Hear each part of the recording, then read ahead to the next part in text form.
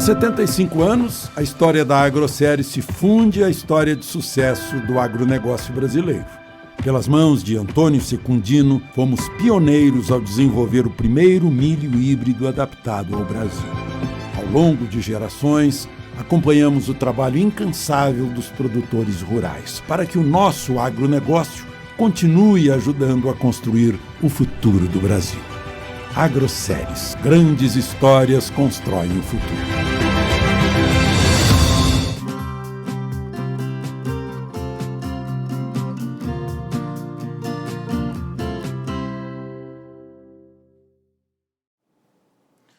Muito bem, está na hora da gente analisar o que aconteceu no mercado da soja. Dois momentos distintos separaram aí as negociações no pregão lá em Chicago. Um primeiro momento de euforia, de alta nos preços, cotações subindo aí de forma significativa, chegou a registrar até 15 pontos de alta, e um segundo momento onde começou uma devolução aí desses ganhos. No final das contas, os primeiros vencimentos novembro até o janeiro, trabalharam aí com ganhos, né, menores do que aqueles vistos na parte da manhã, mas ganhos já de maio para frente a gente teve aí uma queda nas cotações, quedas de 5 pontos, um pouco mais de 5 pontos nesses vencimentos após o maio. Então, a gente quer entender que movimentação foi essa, por que está acontecendo esse tipo de diferenciação entre os contratos mais curtos e mais longos, e quem nos ajuda nesse entendimento é o Vlamir Brandalize, que fala com a gente direto lá da Brandalize Consulting. Seja bem-vindo, meu amigo, obrigado pela participação, mais uma vez com a gente aqui no Notícias Agrícolas. Que mercado foi esse hoje, Vlamir? Boa tarde, Alex, boa tarde a todos. Olha, Alex, hoje o mercado deu um susto, né, em todo mundo, né, no produtor, nos comerciantes, na indústria. Começou muito animado, o mercado aí subiu aí a 15 pontos, em alta aí, linear quase todos os meses. Dava sinal aí que teria a condição de ir bater os 10,60, tentou ir perto, chegou bem próximo, faltou um quarto aí para furar esse número aí no novembro. Mas depois ele acabou acomodando, né, porque ele tinha muitas notícias boas no começo, a volta da China às compras, as projeções aí que vem do relatório do uso, do que pode vir no relatório do uso na sexta-feira, então muito aperto, provavelmente, de ajustes no quadro de oferta e demanda, americano e mundial, então dados positivos são esperados. E também o clima que vinha seco e com problemas aqui na América do Sul. Só que no meio-dia para frente, dois fatores pesaram, Alex, que teve aí as novas previsões aí que tem chuvas vindo aí para o final de semana, e chuvas muito boas aí para a semana que vem, que foi comentado lá em Chicago, todo mundo olhando, Mato Grosso com muita chuva para a semana que vem, estados do Centro-Oeste, pegando o Paraná, o Paraguai, então esse ambiente já mostrando que a fase da seca está passando e pode ter chuvas boas para poder plantar. Então a plantio vai vir com atraso, mas vai plantar. Não vai afetar efetivamente a safra, se essas chuvas vierem se normalizando. E também o mercado começou a olhar o dólar no Brasil de novo nervoso, né? Então, câmbio forte no Brasil acabou trazendo aquela onda de liquidação que é normal, né? Quando o dólar sobe por aqui, os operadores acabam liquidando lá. Então, daí precisava liquidar, porque já tinha subido muito, a maioria querendo fazer lucro sobre as altas, né, Alex? Acabaram liquidando e aí a gente viu o mercado acabar invertendo, né? Fechando negativo nas médias e longas e positivo só nas curtas, aí no novembro e janeiro. Então, é um mercado de dia de fechamento invertido, justamente porque até janeiro, a posição de soja americana, há uma expectativa que a China continue comprando forte e levando soja americana para suprir a diferença aí que nós temos aí 2, 3 semanas de atraso na safra brasileira, que a soja queria entrar em fevereiro, provavelmente vai entrar em março, e daí o embarque vai ser final de março e abril. Então o mercado acredita que parte dessa soja vai ser comprada aí para cobrir essa diferença, esse espaço aí de soja americana. Então esse é o ponto. E como as negociações da soja americana estão muito adiantadas, são recorde histórico em rapidez de negócios, já tem praticamente 39 milhões de toneladas negociadas, das 57,8 que é a projeção do USDA, então o número está muito avançado. 67% das projeções já estão negociadas, e agora a China chegando mais agressiva. Ô Vlamir, mas tem alguma estimativa de quanto mais a China poderia comprar para suprir esse vazio deixado aí pelo atraso da safra brasileira? Olha, há uma expectativa de umas 5 milhões de toneladas, Alex, que é uma demanda aí. Além do que já está projetado. Além do que já tem, umas 5 milhões a mais aí, que seriam necessários para cobrir 2, 3 semanas aí de demanda deles lá. Então, aí saltaria esse estoque, essa comercialização aí americana para quase estrangular o volume previsto para o ano, né? Porque, historicamente, se for a gente olhar o ano passado tu tinha 31% da projeção da exportação já realizada. Então, hoje é 67%. O ano passado era 14,3 milhões de toneladas negociadas da exportação. Hoje é 39. Então, adicione mais o que vem pela frente de compras da China. Vamos supor que compre mais 5 milhões, vai para 44. E aí já vai para mais de 70% das projeções há muitos meses do ano comercial deles, que vai fechar lá em agosto do ano que vem. Então, esse ponto que deu o lastro aí para segurar as primeiras posições ainda em alta, né? Novembro e janeiro. E daí você falou que a China voltou hoje. Isso. Com que apetite, Vladimir? Olha, o mercado até estava um pouco mais esperançoso aí com relação às compras da China. Só que o primeiro dia aí do final do feriadão deles, eles compraram 132 mil toneladas de soja americana hoje. E o USDA também confirmou a venda de outras 120 mil toneladas para outros compradores. Então, o volume do dia foi um volume bom, 252 mil toneladas. E esse argumento ele serviu de apelo positivo pela manhã. Depois aí, do meio-dia em diante, depois do meio do pregão, ele já não tinha mais força, já tinham esquecido que a China tinha entrado, né? Mas qual que é a sua expectativa? A China vem forte aí nas compras, pelo menos nos próximos dias, ou vai esperar para ver o desempenho da safra brasileira? Vai pagar para ver? Olha, Alex, se fosse o pessoal da China, que precisa da soja aí para até março, pelo menos, aí que a soja brasileira a gente vai poder garantir que vai embarcar no meio de março em diante, aí já não tem risco de não ter a safra, né? Por causa do atraso. E sexta-feira tem o relatório do USDA de oferta e demanda, e o USDA tem surpreendido com dados aí mais ajustados que o mercado tem trabalhado. Se fosse o pessoal da China, entrava amanhã comprando quinta-feira e sexta-feira, antes do relatório, ia comprar mais, aí para garantir as posições atuais, porque nós temos que levar em consideração que a projeção do estoque do próprio mercado aí para final americano 2021, hoje já está abaixo de 10 milhões de toneladas. O USDA apontou 12,5 no relatório de setembro.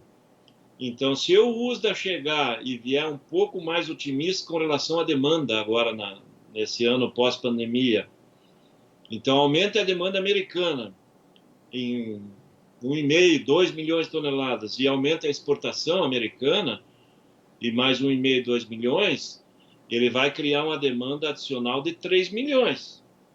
A safra, hoje, ela é esperada que o USDA reduza ela em relação ao mês passado, porque houve problema climático na safra americana.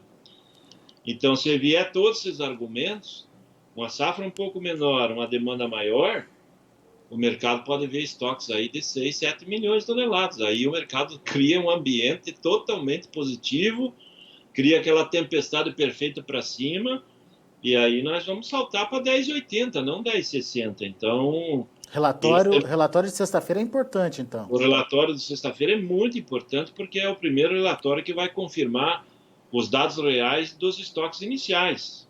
Então, aí, o estoque inicial e agora já indo para a reta final da safra, com a colheita avançando, então a questão da oferta ela já vai estar definida. Agora as variações vão ser muito pequenas com relação à produção. Então, se tem um estoque menor e tem uma produção menor, então você não tem muito volume de oferta de produto.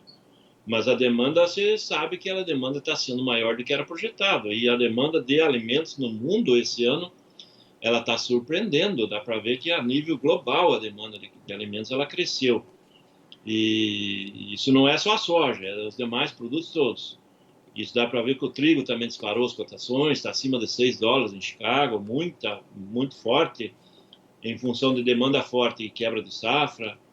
O arroz no mercado mundial está em alta, todo mundo está firme, né? Então, e uma coisa que aconteceu na pandemia foi um efeito globalizado, que quase todos os países do mundo, eles auxiliaram a população toda que tem algum problema econômico, tudo, os países ajudaram com relação à alimentação, o auxílio emergencial, que nem no Brasil, dinheiro distribuído, como nos Estados Unidos. Que foi para alimento, né? Consumo de alimento. Grande parte desse dinheiro acabou indo para a comida, né, Alex? E isso estimulou a comida. Como a população do mundo hoje ainda, desses 7,8 bilhões de pessoas, ainda tem uns 2 bilhões ou 3 que comem muito menos do que é o necessário, quando tem um dinheirinho novo, ele come mais. Então, isso que aconteceu no mundo. E aí, mais consumo e a produção é aquela limitada. Então, isso está dando argumento para as cotações se manter mais firmes, né?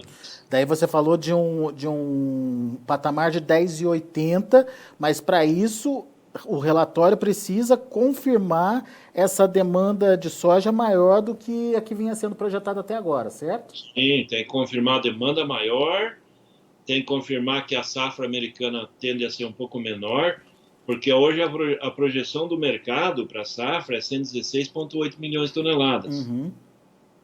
O USDA apontou 117,3 em setembro, então é 500 mil de toneladas a menos que o mercado espera. Se o USDA não mudar, esse 500 mil ele passa a ser oferta. Então, se mantiver 117,3, o estoque já não cai abaixo de 10. Uhum. Ele já vai ser acima.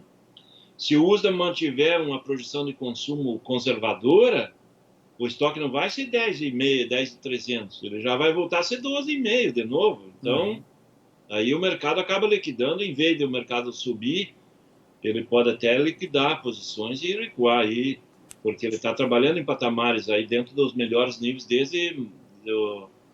a cotação de hoje, ela está dentro dos maiores níveis desde 24 de maio de 2018. Então, hoje é o nível maior desde 24 de maio de 2018. Então, o mercado está forte, está alto e o ambiente continua positivo, mas por isso que o relatório do uso da sexta-feira, com esses dados novos, ele se tornou bastante importante, Alex, porque não é só a China voltar a comprar, é a questão dos números, qual é a realidade do que vem pela frente, quanto que vai ter desse número de safra para abastecer. Então, se o USDA vier cortando safra americana, o estoque já é menor, isso ele vai só ter que corrigir, isso não pode mudar, ele já reduziu semana passada e é verdade, é o verídico isso, né? É o estoque final. E aí a demanda, né? Se o USDA for um órgão que agora veja que a demanda do mundo de alimentos cresceu e ele corrija isso para dentro dos dados americanos, tanto a soja como milho e trigo, e também no quadro mundial ele corrige na mesma linha, nós vamos ter estoques e quadro muito ajustados de todos os grãos, né? Porque na produção mundial de grãos hoje, nós estamos produzindo menos do que estamos consumindo, nós estamos consumindo estoque mundial. Ô, Vlamir, mas a volta das chuvas aqui no Brasil, ela pode, de repente, barrar essa questão aí da demanda e da oferta maiores que o projetado aí? Demanda maior que a projetada, oferta menor que a projetada? Um pouco assim, essa chuva, a hora que ela bater no chão, ela vai servir de esfriar um pouco a cabeça dos operadores, né? Então... Mas o viés é autista. Ele só interrompe um movimento, certo? Sim. Os fundamentos, que são estoque inicial, produção, demanda, estoque final, esses fundamentos básicos, eles são positivos. Eles são de manter cotações firmes. Mas o ambiente de curto prazo, que é as chuvas regulares aí se normalizar, ele tem um efeito instantâneo, né, de curto prazo. Muito bem. Depois o mercado pode se recuperar até os patamares e voltar a trabalhar acima de 10,5, Mas influencia, né? mas ele influencia muito mais rápido do que qualquer outra coisa, né? Porque choveu, o pessoal vê, choveu bastante, e vai continuar, amanhã choveu. Aí não há tranca, daí você cria um ambiente confortável para o comprador, né? Para o importador, para o consumidor. Daí você cria uma condição aí de não precisar apressar compras e fazer contratos, né? De não precisar correr atrás. Né? Sim, sim, verdade. Ô Vladimir, mas e olhando para o Brasil, que momento está a nossa comercialização agora? Olha, a safra velha tem mais de 95 dela comercializada, a safra do grão disponível. A Preço safra... recorde mantido, se mantendo. Os preços estão recordes, né, Alex? Hoje aí gira na faixa de R$160 aí perto das indústrias do Sul, perto de 157 a 160 nas indústrias do Centro-Oeste, 158, 160 no Sudeste, então é dentro dos níveis recordes. No interior também. Os portos aí da safra atual, ele já não compete, né? Porque ele fala em 150, 152, a soja aí de outubro, novembro, ninguém quer vender, sim, ninguém vai vender, mais barato no porto que na indústria. E a diferença já está R$10 praticamente abaixo aí nos portos. E negociação para a safra nova tem? Safra nova também, os números não estão atraindo o pessoal para voltar a vender novamente, porque sem chuva o pessoal não veio para o mercado. E os níveis da safra nova também estão bem próximos de uns recordes, né? Porque hoje tinha indicativo aí de 137 em São Francisco para fevereiro, mas ninguém quer vender fevereiro, porque nem sabe se vai ter colheita em fevereiro. Tem 135, 136 para maio, junho, também cotações aí dentro dos melhores momentos, também sem pressão de venda, porque a maioria já vendeu bem, temos aí. Eu acredito que no momento tem umas 65 milhões de toneladas de soja negociada na safra nova. Então isso anda bem pertinho de 50% a nível de Brasil, né? Se pegar o Mato Grosso tem uns 60% das 35 que deve colher, que é o que está mais adiantado. Então todo mundo está bem vendido, Alex. E agora, como o mercado viu que as cotações subiram muito frente às comercializações anteriores, ele acabou tirando todo mundo de campo aí, está mais preocupado em plantar e ver a safra andar do que negociar. Ô Vladimir, você falou de 135, 136 é o que estão oferecendo para a soja lá para entrega maio, junho, né? Nos portos, isso. Qual seria o ponto de atração aí para o vendedor? Olha, para maio, junho, que é o período que vai ter soja, o pessoal começa a falar em 140, né? Porque o que a gente via hoje de alguns assim, não, eu poderia estar colocando, porque né, em maio vai ter soja, o tempo não vai ficar seco até dezembro, né? Para não ter colheita até maio. Então, em maio todo mundo vai ter soja, isso é tranquilo. Mas um dos temores que o pessoal começa a ver hoje, que a gente já está colocando para o produtor também se tentar pensar na posição de vender futuro, aí, principalmente nesse período de pico, é que como nós vamos ter pouca soja para embarcar, para colher e entregar em janeiro, quase não tem ninguém que vai ter soja. Fevereiro também muito pouco. Daí vai começar a entrar em março, e nós vamos ter um março e abril com muita soja. E a entrega março, abril, maio. Então nós temos que levar em consideração a concentração de movimento de caminhões, de entrega, de porto. Então a logística provavelmente vai ficar cara se o cara não contratar logo essa logística. E também não é fácil contratar agora, que todo mundo está vendo que vai acumular para frente. Então o frete dispara. Então daí você pega assim, o pessoal diz, o alvo é 140 para a posição de maio, junho. Mas desse nível no porto não dá liquidação de exportação com prêmio em Chicago, né? Então tem alvo sim, de 140 em diante. Porque o pessoal quer se proteger com relação à logística, né? Que sobe o preço do frete. Mas não tem negócio, né? Acontecendo. Não tem. Esse seria um número nominal só de especulação, né? Porque no momento não tem viabilidade na relação aí, em função de Chicago e prêmio e dólar, não dá essa condição. Perfeito. Muito bom, Vladimir. Meu caro, muito obrigado mais uma vez pela sua participação, pela disponibilidade de estar aqui com a gente. trazendo e traduzindo o mercado, as negociações do mercado aqui para a gente. Volte sempre. É isso aí, Alex. Vamos ver sexta-feira o que o USDA traz de bom aí. Vamos torcer que ele seja realista, né? Que venha com a safra um pouquinho menor, americana, tanto de soja e milho. Os dois aí estão com projeção de safra menor.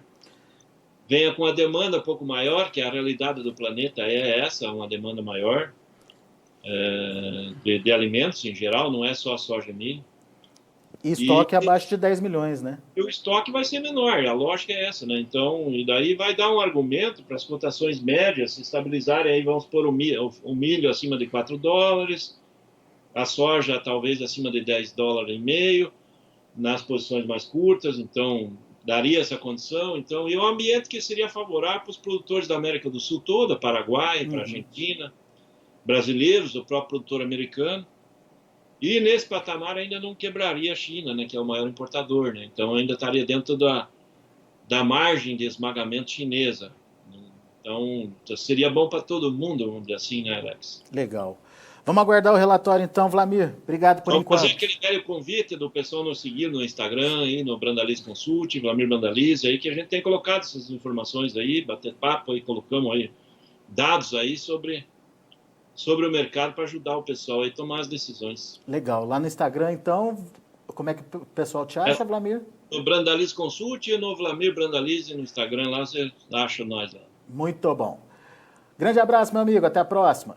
É isso aí, Alex. Um grande abraço.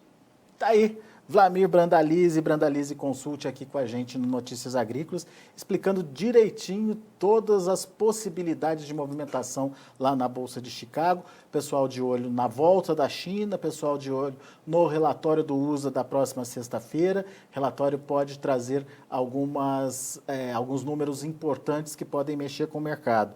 Se confirmado uma demanda mais firme e uma oferta realmente mais restrita, potencial para chegar aos 10,80, segundo o Vlamir. Vamos então acompanhar os preços de fechamento do mercado nesta quarta-feira. Olha aí, o novembro 10,51, fechando com 7 de alta. O janeiro 10,51 também, alta de 6 pontos. Já o maio perdeu 5,5 pontos, fechou a 10,24.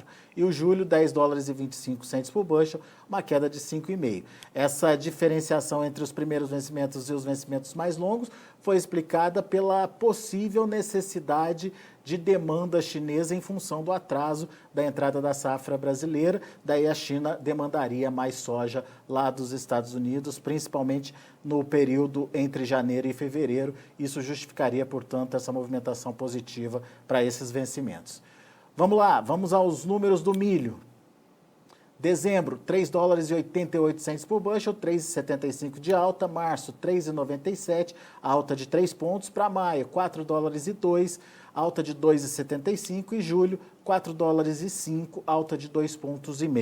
São os números do milho. Vamos ao trigo. Dezembro, $6,07 por bushel, 14 pontos mais 75 de alta. Março, 6,10, 11,75 de alta. Maio, 6,11, 10 de alta. E o julho, $6,05 por bushel, alta de 9 pontos. São os números do mercado de grãos lá na Bolsa de Chicago. A gente fica por aqui. Agradeço muito a sua atenção e a sua audiência.